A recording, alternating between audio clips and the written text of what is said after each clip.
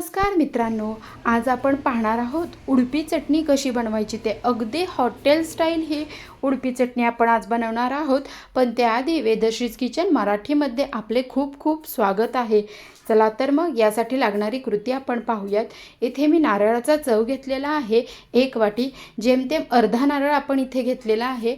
भाजकी डाळ आपण इथे घेतलेली आहे, ते 80 ते 90 ग्रॅम भाजकी डाळ इथे आपण घेतलेली आहे।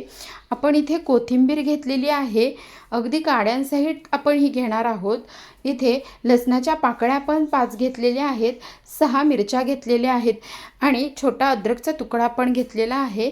मिरच्यांचं प्रमाण आपण कमी जास्त देखील करू शकतो। आपण इथे भाजकी डाळ मिक्सरच्या जारमध्ये ॲड करून घेतलेली आहे।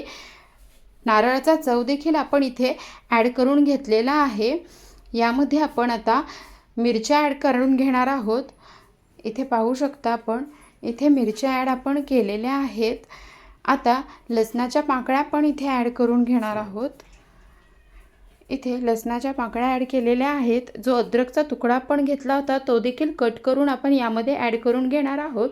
आपण ही कोथिंबीर यामध्ये ॲड करून चवीपुरते मीठ इथे ॲड करून घेणार आहोत।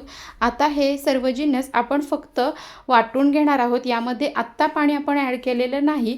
आता आपण इथे पाणी ॲड करून हे पुन्हा एकदा वाटून घेणार आहोत। आता ही चटणी आपण बाहेर काढून घेतलेली आहे आणि गरजेप्रमाणे यामध्ये आपण पाणी यामध्ये ॲड करून सर्व मिक्स करून घेणार आहोत।